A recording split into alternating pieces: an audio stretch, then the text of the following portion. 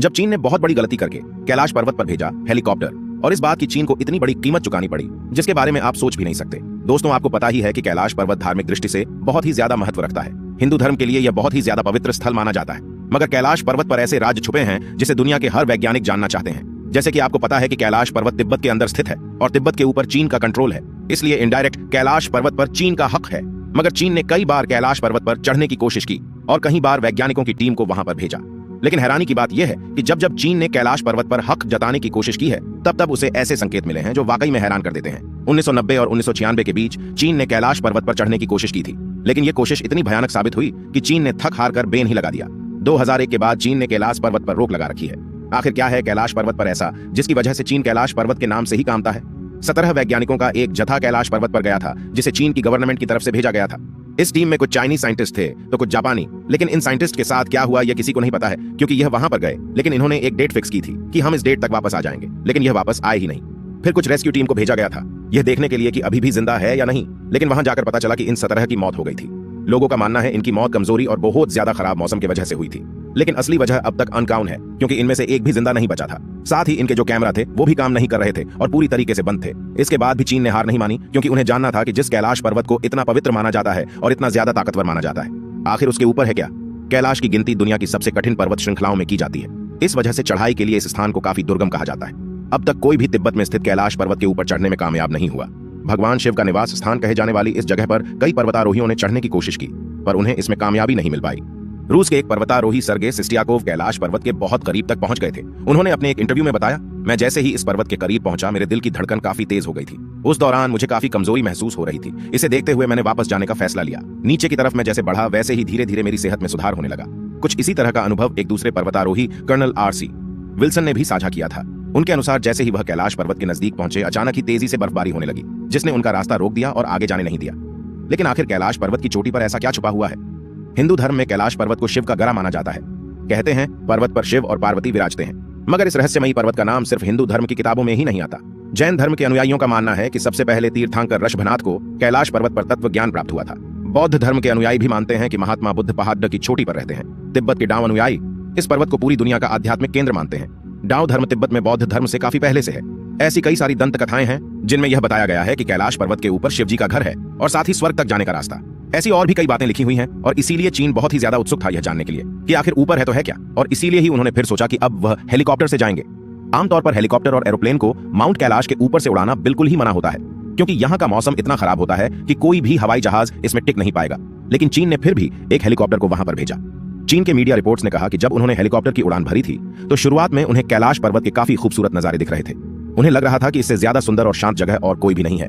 इनके साइंटिस्ट्स का कहना था कि अगर ये सफर ऐसे ही चलता रहा तो उन्हें किसी बात की चिंता नहीं है। लेकिन इनको ये बात नहीं पता थी कि ये तूफान आने के पहले की शांति है, क्योंकि जिन नजरों का यह मजा ले रहे थे वह मजा चुटकियों में इनके लिए सजा बन गई थी। क्योंकि थोड़ी ही ऊंचाई पर जाने के बाद कैलाश पर्वत के वातावरण में बहुत ही ज्यादा बदलाव आने लगे थे। उनका कहना था कि वह जब जमीन पर देख रहे थे तो हर जगह पर हिमस्खलन आ रहे थे। ये हिमस्खलन बहुत ही ज्यादा बड़े थे। उनका कहना था कि नीचे देख के उन्हें थोड़ा डर लग रहा था, लेकिन ऊपर देखकर इन्हें और भी ज्यादा डर लग रहा था, क्योंकि ऊपर ऐसे घने काले बादल थे मानो वो हेलीकॉप्टर को निकल जाएंगे। जैसे ही यह और ज्यादा ऊंचाई पर गए तो हर जगह पर बिजली कड़कने लगी और काफी जोर की बर्फबारी होने लगी। इतने ऊपर ऑक्सीजन लेवल भी बहुत ज्यादा कम होता है, जिसके चलते इंजन भी अच्छे से काम नहीं कर रहे थे और हवा का प्रेशर इतना ज्यादा था कि हेलीकॉप्टर को कंट्रोल करना बहुत ज्यादा मुश्किल हो गया था।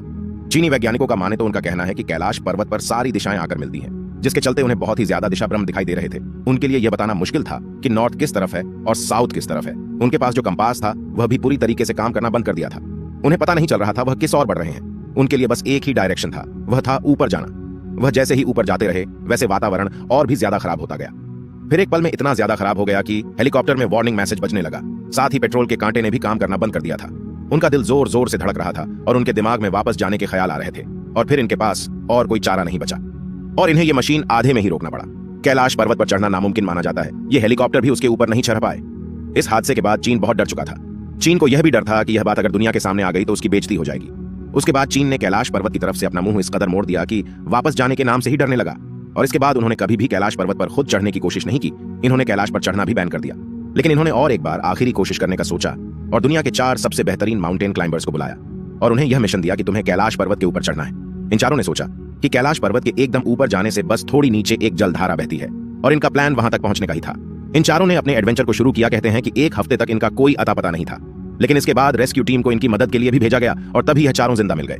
लेकिन इनकी हालत बहुत ही ज्यादा खराब थी। इनकी आंखें अंदर जा चुकी थीं, इनके नाखून और बाल बहुत ज्यादा बढ़ चुके थे और बाल सफेद हो चुके थे। इनके चेहरे पर झुर्रियां आ गई थीं, यह ठंड से कांप रहे थे और यह बहुत ज्यादा कमजोर हो चुके थे। बाहर की दुनिया के लिए बस 8 साल इनके लिए 25 साल जितना बड़ा समय लग रहा था। इन चारों को जल्द से जल्द हॉस्पिटल लेकर जाया गया, लेकिन यह सही अवस्था में आते उससे पहले ही इन चारों ने अपना दम तोड़ दिया। माना जाता है कि कैलाश पर्वत पर इंसानों की उम्र बहुत ज्यादा तेजी से बढ़ने लगती है। आमतौर पर हमारे नाखून और बाल बढ़ने में 2 हफ्तों का समय लगता है, लेकिन कैलाश पर्वत पर बस 12 दिनों के अंदर यह सब बढ़ जाता है। ये टाइम ट्रैवल नहीं तो और क्या है। जहां वैज्ञानिक आज तक टाइम ट्रैवल का कोई पक्का सबूत नहीं खोज पाए हैं, लेकिन भोलेनाथ की महिमा के आगे सब कुछ फेल है। माना जाता है कि यह शिव जी का कवच है ताकि कोई भी कैलाश पर्वत के ऊपर तक पहुंच ना पाए। आमतौर पर कैलाश पर्वत की एकदम ऊपर पहुंचने में बहुत ज्यादा समय लगेगा और अगर ऐसे ही कमजोरी बढ़ती रही तो वह अपर पहुंचने से पहले ही मर जाएगा। कहा जाता है कैलाश पर्वत में चढ़ते वक्त एक पॉइंट आता है जिसके बाद ठंड बहुत ज्यादा बढ़ जाती है, आपको घबराहट होने लगती है और कई आवाजें मन में आती है कि वापस चले जाओ, जैसे कि कोई हमें चेतावनी दे रहा हो। जिन्होंने इस पर चढ़ने की कोशिश की है उनका कहना कि इसके ऊपर किसी पारलौकिक शक्ति का हाथ है। वैसे ये सवाल तो मन में आता है, क्या आज तक कैलाश के ऊपर कोई क्यों नहीं चढ़ा है? देखा जाए तो एक व्यक्ति है जिनका नाम था मेलारेपा है।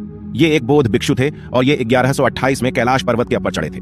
माना जाता है कि मानव इतिहास के यह इकलौते ऐसे व्यक्ति थे जो यहां तक चढ़ आ सके थे। वैसे नीचे आने के बाद इन्होंने किसी से बात नहीं की थी, जिसके चलते हम यह पता नहीं लगा सकते कि ऊपर है क्या। वैसे लोगों का कहना है मेलारेपा पहले से काफी तिलस्वी थे, लेकिन कैलाश के ऊपर से आने के बाद उनमें बहुत बदलाव था। उनकी आंखों को देखकर ऐसा लग रहा था जैसे उन्होंने दुनिया का सच जान लिया हो। उनका स्वास्थ्य पहले से बहुत ज्यादा अच्छा था, लेकिन फिर भी उन्होंने 7 साल के बाद 1135 में इस दुनिया को छोड़ दिया।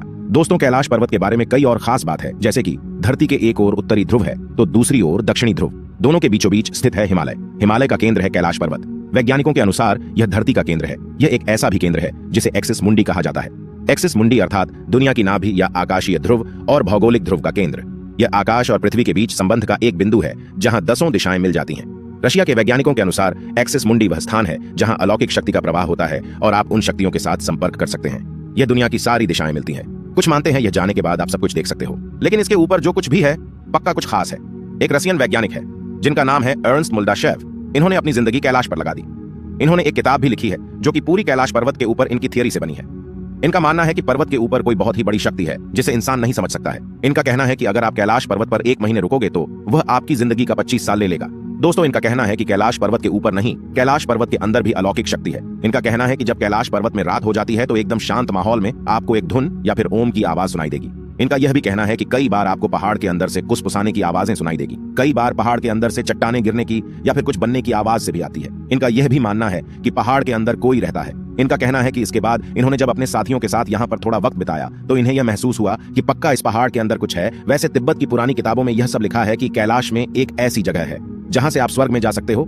इस स्वर्ग को शंभाला कहा जाता है। कई हिंदू और टाइबेटियन ग्रंथ में लिखा हुआ है कि यहीं से सारे देवी देवता जन्मे थे और यह भी माना जाता है कि कृष्ण भगवान का जो आखिरी अवतार होगा, जो इस दुनिया से पाप का नाश करेगा, वो यहीं से आएगा। और अर्न्स्ट की बातें सुन के यही लग रहा है जैसे कि शंभाला कैलाश के अंदर है और शायद उसके ऊपर से शंभाला तक जाने का रास्ता हो। वैसे अर्न्स्ट के बाद और भी लोग हैं जो जब कैलाश पर्वत पर गए तो उन्हें अलौकिक शक्ति का एहसास हुआ। साथ ही दोस्तों, कैलाश की जो परछाई होती है वो एक स्वास्तिक जैसी होती है। अब दोस्तों, हम इन सभी बातों की पुष्टि नहीं करते हैं, बल्कि जो फैक्ट लोग बता रहे हैं वह हमने आपको बताया है। वैसे आपको क्या लगता है, क्या कैलाश पर्वत के ऊपर शिव रहते हैं या फिर कैलाश पर्वत के ऊपर शंभाला जाने की जगह है? इस वीडियो को लेकर आपके मन में जो भी सवाल आ रहे हैं सबके सब कमेंट्स में जरूर बताना और इस ज्ञान से भरी सच्ची बातों को सबके साथ बताना, क्योंकि ज्ञान बांटने से बढ़ता है। धन्यवाद।